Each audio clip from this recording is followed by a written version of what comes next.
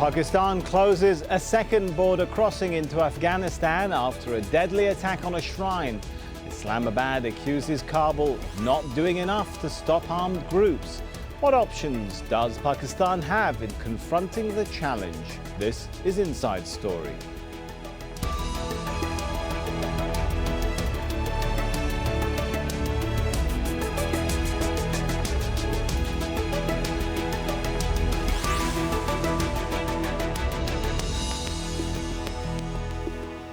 Hello and welcome to the show. I'm Sami Zeidan. Well, Pakistan has seen one of the most violent weeks in recent memory. More than 100 people have been killed in a series of attacks. A number of groups have been linked to the attacks in one way or another, ranging from ISIL to the Pakistani Taliban to a faction called Jamaat ul-Ahrar. On Monday, 13 people were killed in a suicide bombing at a rally in Lahore. 2 policemen died on Tuesday while trying to defuse a bomb in Quetta, while suicide bombers in Momand and Peshawar killed 5 people on Wednesday. But an attack on a Sufi shrine in southern Pakistan on Thursday killed at least 88 people. It was the worst violence on Pakistani soil in nearly 3 years. Security forces have launched a nationwide crackdown. More than 100 suspected fighters have been killed. The Pakistani government is pointing the finger at its neighbour, Afghanistan. Islamabad accuses Kabul of not doing enough to go after armed groups which launch attacks in its territory. Well, since the bombing at the shrine, Pakistan has closed 2 of its border crossings with Afghanistan. It's demanding the government in Kabul takes action against 76 fighters it says are hiding in the country. Pakistan has also fired rounds of artillery shells across the border. The Afghan government has summoned Pakistan's ambassador in protest. Let's take a closer look at one of those armed groups we mentioned earlier, Jamaat ul-Ahrar. Well, it's a splinter group of the Pakistani Taliban that took shape in 2014. The breakaway faction is based in the border region between Afghanistan and Pakistan. Jamaat al-Ahrar has launched multiple attacks targeting civilians, security forces and religious minorities. In March last year, it targeted an amusement park in Lahore during Easter celebrations, killing more than 70 people. In August, the US State Department put Jamaat al-Ahrar on its list of specially designated global terrorist groups. Jamaat says it's fighting for the establishment of an Islamic State in Pakistan. It's not pledged allegiance to ISIL, but has voiced its support for the armed group. Relations between Pakistan and Afghanistan have long been strained. When the Soviet troops invaded Afghanistan in 1979, Pakistan, along with the US, backed the Mujahideen groups fighting the communist regime in Kabul. In 1997, the Taliban seized control of Afghanistan, and Pakistan recognized and supported the armed group as the legitimate government. But after the 9/11 attacks and the US invasion of Afghanistan, Pakistan backed the international coalition and provided support for the US-led operation. Now, when the US installed Hamid Karzai as the Afghan leader, tensions remained between Kabul and Islamabad. Amid accusations, Pakistan was still backing groups opposed to Karzai's government. And more recently, there's been renewed tension along the border, which has long been disputed. Well, let's bring our guests into the show now. We have in Islamabad, Ayaz Wazir, former Pakistani ambassador to Afghanistan, and in Kabul, Davood Moradian, Director General of the Afghan Institute for Strategic Studies. Welcome to the show, both of you. If I could start with Davood, what do you make of the suggestion or accusation Afghan authorities are not doing enough, maybe even turning a blind eye to these sorts of groups operating in the border area simply to have more leverage over Pakistan? I think there are 2 discourses here. One is that do we want to win a debate, a scoring point between Afghanistan and Pakistan and blaming each other's, or really we want to have a convergence of view and fight terrorism jointly together. So if the first choice is to win the debate, really neither the people of Afghanistan nor the people of Pakistan are ready to witness a debate between Afghanistan and Pakistan, who is to blame. But the question is that what we need to do as Afghanistan and in Pakistan to fight this existential threat jointly. Unfortunately, the reaction that we saw from Pakistani military indicate that it is mainly interested in business as usual, and by distracting people's attention from the enemy that both Afghanistan and Pakistan are facing, and pointing the finger at Afghanistan. We all know Afghanistan is a victim of terrorism, and in fact, we are the front line against terrorism. And what we saw in Pakistan last week, we see it on a daily basis in Afghanistan. Therefore, when it comes to complain about terrorism and being a victim of terrorism, everyone would recognize that Afghanistan as the most important and affected victim of terrorism. But again, it is not about the victimhood of Afghanistan. The question is that how Afghanistan and Pakistan can fight jointly in this menace of terrorism together. Now, let me take one point you mentioned there too, Ayaz, in Islamabad. Isn't it true that Afghanistan has itself fallen victim, Afghan forces, to fighting the very groups which have also targeted the Pakistani side of the border? Only on, I think, Thursday, 17 Afghan troops killed in a clash in Nangarhar. Is it fair for Islamabad to put all the blame on the government in Kabul? Well, we both are victim of terrorism, no doubt about it. Afghanistan, poor country, is fighting against terror for the last so many years, for decades now. And Pakistan since 9/11, and we both have given enough of sacrifices in every respect. But I agree with Mr. Muradian that there is no point in accusing each other. The effort should be that how can the two countries join hands to get rid of this menace. If it is in Afghanistan, it causes problem to Pakistan. If it is in Pakistan, it causes problem to Afghanistan. The two are closely linked in every sense. It has to be, the menace has in fact increased so much that I don't think it will be possible only for the Afghan government to control it. But the only concern that one has is that since in Afghanistan the sole superpower is sitting with the air power, which used to hit the tribal area of Pakistan with drone and could accurately hit some of the targets, why couldn't that force be used against the targets which the Pakistani government tells the Afghan government and pinpoints that these are the people or places where from the claim has been laid that they have done it. So that is my personal concern, that if the Afghan government, I don't take it that serious, because they are in trouble, they are fighting with their own Afghani brothers Taliban, and they have no, with due apology to my friend in Kabul, no control all over the country.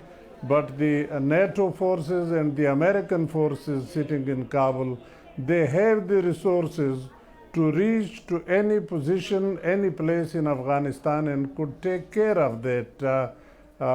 I wish they had done that. Pakistan certainly is concerned, would not like to escalate. All right, let me distill a point out of where we've reached so far in this discussion and take this point to Dawood in Kabul. Both our guests on the show talking about the need for joint action, and Ayaz pointing out, in his opinion, that more could have been done by some of the international forces to target what Pakistan sees as a threat. Yet that hasn't happened. Why? Is there, regardless of what people like you talk about, is there really a lack of political will on both sides to target militant groups that operate on either side of the border? I mean, for decades, you know, or for years at least, Kabul authorities in Kabul have been complaining and blaming Pakistan as being the source that has nurtured and supported groups opposed to the government in Kabul, right? I think joint action requires a number of conditions, which unfortunately those conditions do not exist between Afghanistan and Pakistan. The most important thing is, do we have a shared understanding and definition of terrorism between Afghanistan and Pakistan? The question, unfortunately, is no. For Afghanistan. Okay, so what are the conditions that are missing here? Both countries talk about a threat that they want to confront. What is missing if you both see eye to eye on a threat? It is that we believe that there is in Pakistan the question of differentiation of terrorism into good and bad terrorism. And if I can be more specific, as far as the Pakistani military thinking and policy is concerned, we have two types of Talibans. Good Taliban which are the Afghan Talibans, and the bad Taliban, which are Pakistani Taliban.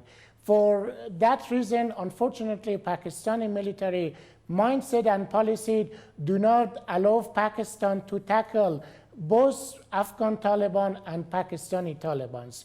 For Afghan Talibans, they provide sanctuary. I give you a recent interview by Pakistani Foreign Secretary on this last Thursday, which described Taliban as a refugee and as migrant on the soil of Pakistan.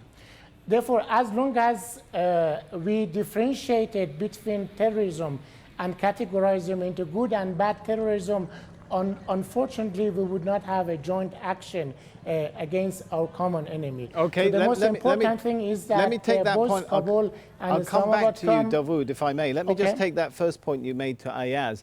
It's a common accusation that Pakistan supports the Afghan Taliban, even though it fights the Pakistani Taliban. Even the accusations going back to the mid-90s that the Taliban was a creation of ISI, the Pakistani intelligence. How do you respond to that? Well, the Taliban was a creation not of the ISI, but a creation of us all together, if you permit me to say so.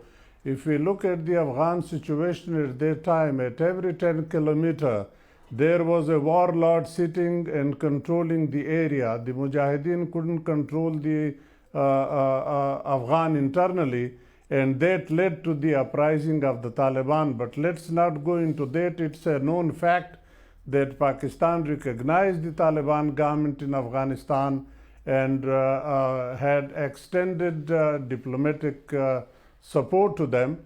No doubt about it. They came and they. Don't we need to go into that to explain or to understand whether the Pakistani policies today have changed? Is Pakistan still viewing the Afghan Taliban as a potential asset, if not ally?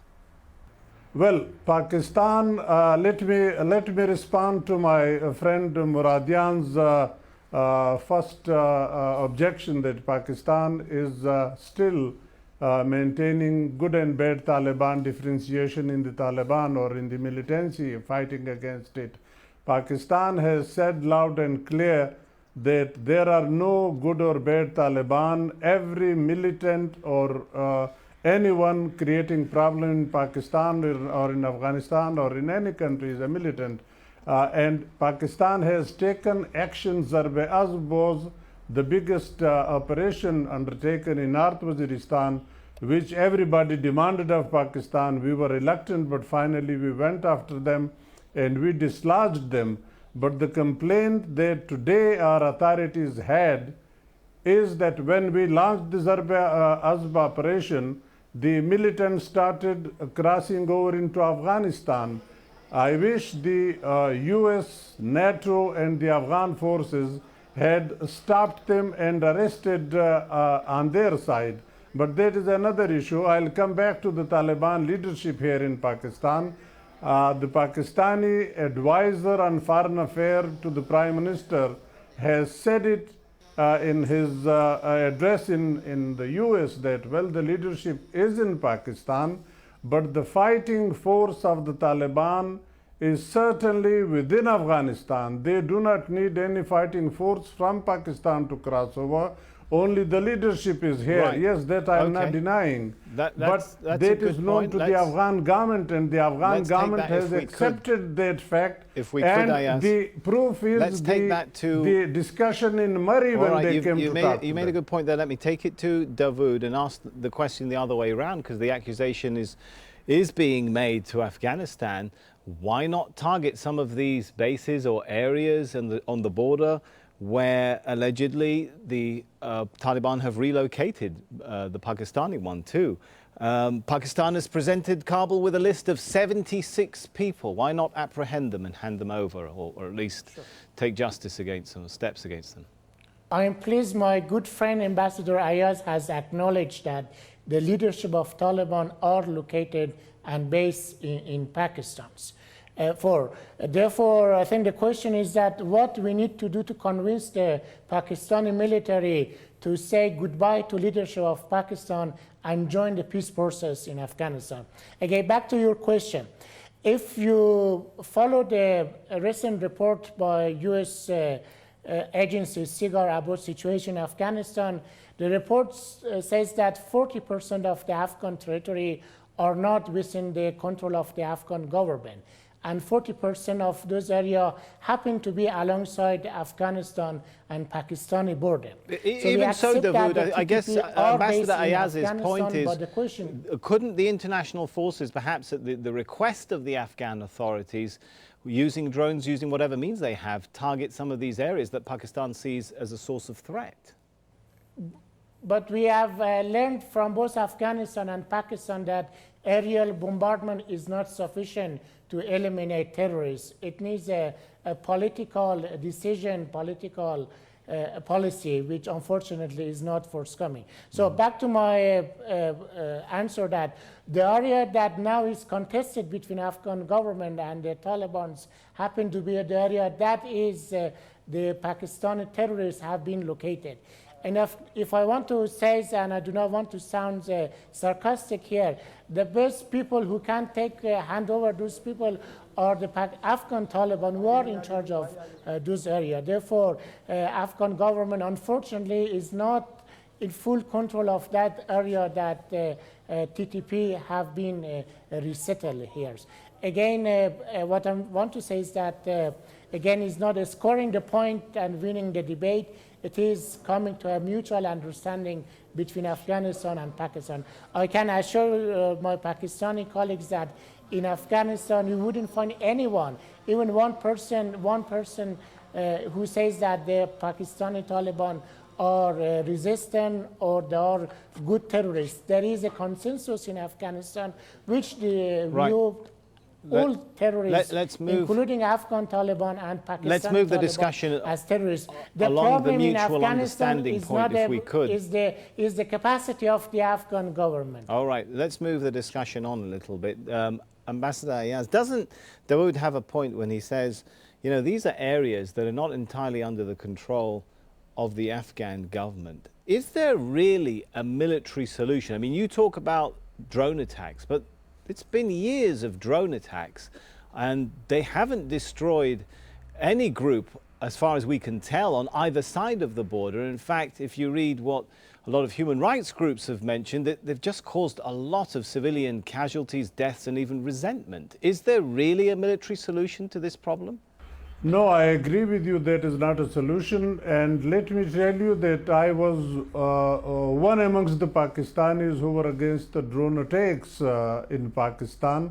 I do agree that the aerial attacks or through the barrel of the gun, the problem cannot be solved. The solution lies in political dialogue.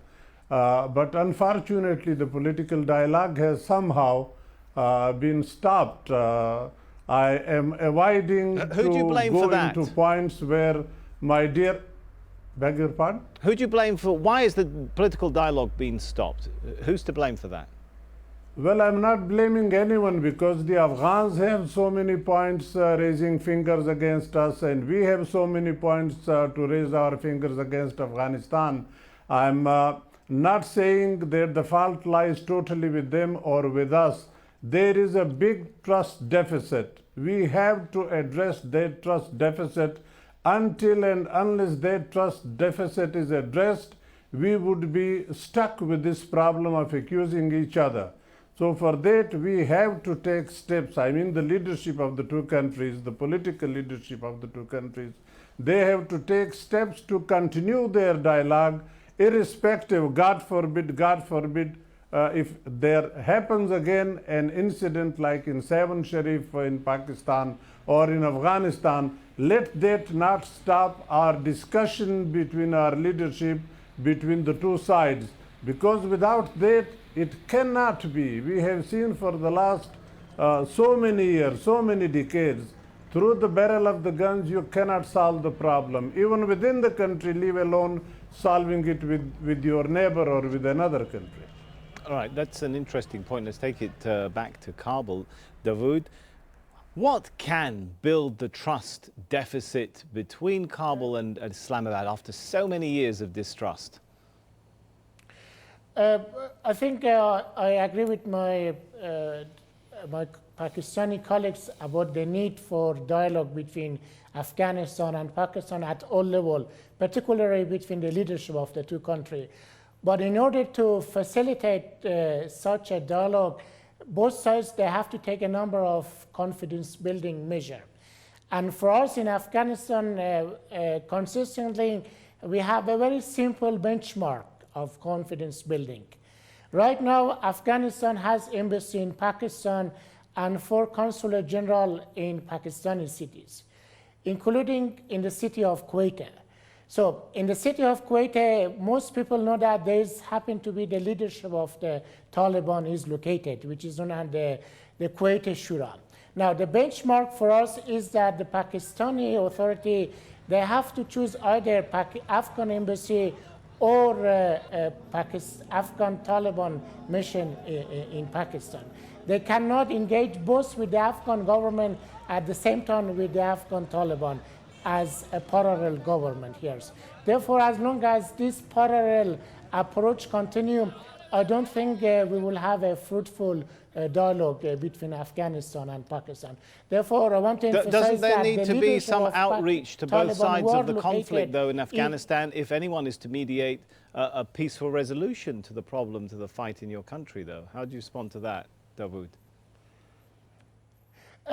I think there is enough maturity both in Afghanistan and Pakistan to have a mutual and direct bilateral dialogue. But there is a question of verification. Pakistani, rightly, they have some accusation about Afghan government. And I think a third party can verify those accusations and counter-accusation. And we say that the leadership of the Taliban are located in Pakistan, and our Pakistani colleague says the leadership of Pakistani Taliban are located in Afghanistan. Okay, we've just got about, forgive me, Dawood, but we've got about a minute left, so I want to give Ayaz a chance to come back in. We've got about 1 minute. Your thoughts on that Pakistan has to change its sort of parallel approach to both the government and the Afghan Taliban? Well, no doubt we have recognized the government in Afghanistan. We consider it's the government there, but the government in Afghanistan have accepted the fact that Taliban is a reality, and they have come all the way to Murray to talk to them. And they have gone all the way to Qatar to discuss matters with them. We are simply facilitating. I'm not denying that the Taliban leadership are not here. We are trying to facilitate a dialogue between the Taliban and the Afghan government. They should decide whatever way they want. It is their country. They both are Afghans. Whatever solution they agree upon, we are not dictating terms to any. But the fact that the Taliban are a reality, they are Afghans, they cannot be wished away, they cannot be eliminated. So the government in Afghanistan have to find a way to talk to them, to engage. All right, we'll have to leave the discussion there because we are out of time. Let's thank our guests very much, Ayaz Wazir and Dawood Muradian.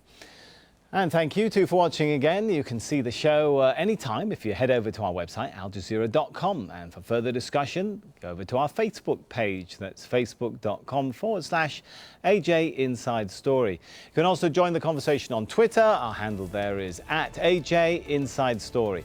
From me, Sami Zeidan, and the whole team here for now, thanks for watching.